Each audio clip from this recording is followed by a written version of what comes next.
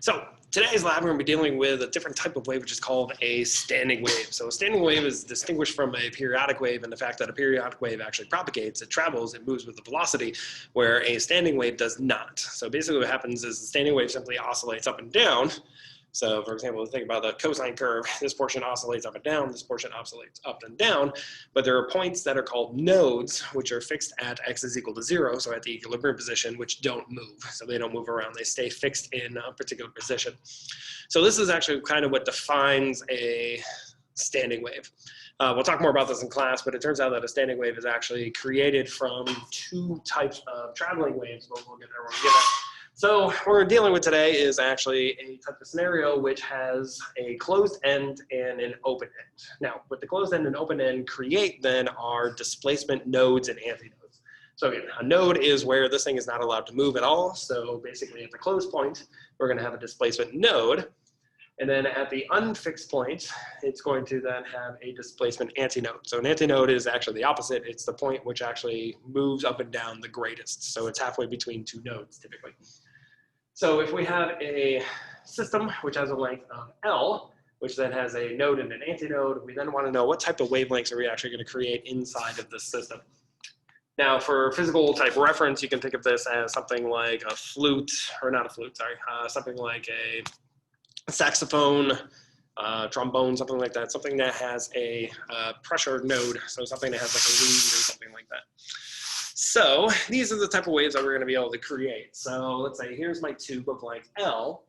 So since I have to have a node at one end and an antinode at the other end, this is the simplest type of thing that we can create, which is what's known as the fundamental. So n is equal to 1, which then goes from a node directly up to an antinode. So if I think about a wavelength, so remember that a wavelength is, this thing starts here. This is a wavelength which goes from a node back to a node. So this entire thing is as a length of the wavelength. Then this portion here is simply this portion, which is simply a quarter of the wavelength. You can actually see that when I draw that. There we go. So here, again, I have this wave. So here's a node, here's another node. So the distance from here to here is simply the wavelength. So this drawing here matches this particular portion here, which is simply a quarter of a wavelength. So what this says then is that the length of the tube is then equal to that of a quarter of a wavelength, which means the wavelength then is simply equal to 4 times the length of the tube. The second simplest thing I can have then is n is equal to 3, which means it goes through a node, goes back through a node, and then lands at an antinode, which means if I compare it to this picture, this is exactly equal to 3/4 of a wavelength. So this means that the length of it then is equal to 3/4 of the wavelength, which means that the wavelength then is 4 times the length divided by n, or 3 in this case. Next simplest thing I can have is what? A node with a node with a node, which means this is the full wavelength, plus an extra antinode here, which means this is an extra quarter. So this is 1 1/4 wavelengths, or 5/4 wavelengths. I can then fit into the length, which means that the wavelength then is equal to 4 times the length divided by 5. Now if I continue this, what we can see then is that we're creating a pattern which is simply equal to 4 times the length divided by the harmonic. Right? So n here is what's called the harmonic, where n is only equal to then odd integers. So 1, 3, 5, and etc.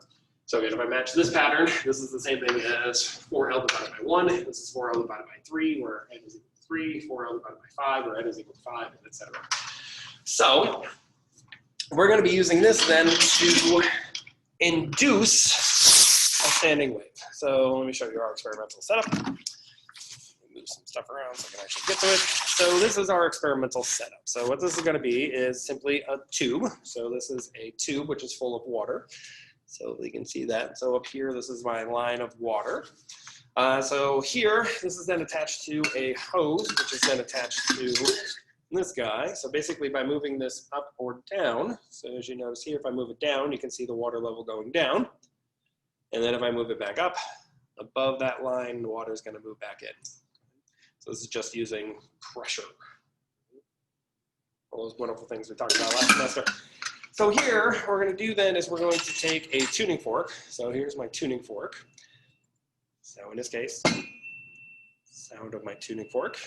Now one thing is important, don't smash this on the table, because in that case you're going to definitely injure the tuning fork, so it's not going to vibrate at exactly the frequency that it's supposed to be vibrating at. So here, either hit the rubber, do it that way, or go ahead and crack it off your knee. My knees are old and broken, so that's fine for me. So anyways, so what we're going to do is we're going to hold the tuning fork over the experimental setup, so over this tube, and we're going to let the water go down. Now, what's going to happen then is as the water is going down, I can only fit these particular wavelengths, which have a quarter of a harmonic, inside of this tube. So as I'm doing this, I'm setting up then standing waves inside of the tube. Now, as the water goes down, what will happen is the frequency of that standing wave, which is inside of the tube, will change. And as it changes, what will eventually happen is I'm going to create what's called a resonance. So what a resonance is, it is when the frequency of the wave inside of the tube matches exactly the same frequency of my tuning fork, which will cause the resonance. Now, the resonance is going to be a nice sound that you'll hear, which will basically be the sound of the tuning fork, but much amplified. So what'll happen is you'll hear a wow type noise. Now, once you hear that, that is then the location of the first harmonic. So this is going to be the location of our n is equal to 1. So we kind of show you what we're talking about here. So what you'll have to do in this case is hold this, crack this guy, hold it above, and let the water go down. There it is.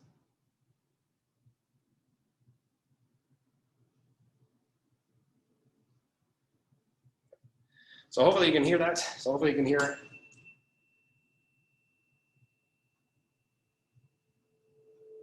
There it is. So you hear how it gets louder there?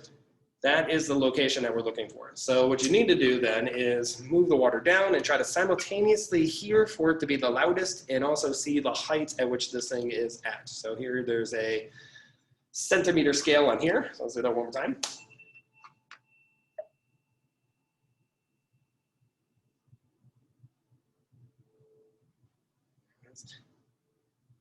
So if I was looking at this, I would say this happens somewhere between 18 and 18.5 centimeters.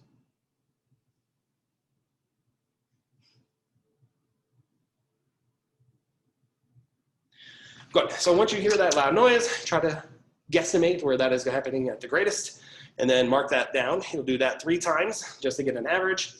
And then you'll pass that one and then go down further to where you have your n is equal to 3, measure that location 3 times, go all the way down to where you have n is equal to 5, measure that 3 times. Now, typically what's going to happen is the n is equal to 5 will be lower than the scale that you have on here. So if that happens, then basically you'll have to either guesstimate where it is or use a ruler to then determine where it is by putting the ruler next to it and then continuing the scale that's on here. So this only goes from 0 at the top down to about 76 centimeters. So what happens is most of the time the n is equal to 5 is lower than that, so you have to try to guess where it is by putting up a ruler and figuring out where that guy is. Now, from those nodes, it turns out then that the difference between 2 consecutive nodes is exactly equal to that of a half a wavelength. So by finding the average position for n is equal to 1, average position for n is equal to 3, subtract those 2, that's equal to a half a wavelength.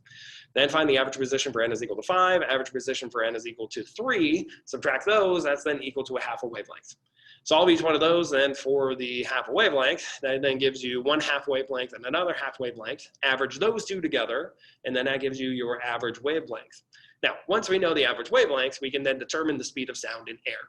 Now, the way we do that is what we talked about in class today, which is that the speed of a wave is equal to the wavelength times the frequency. Now, we know what the frequency is from the tuning fork. We're now finding the average wavelength between those different systems. From there, we can then calculate the speed of sound in air.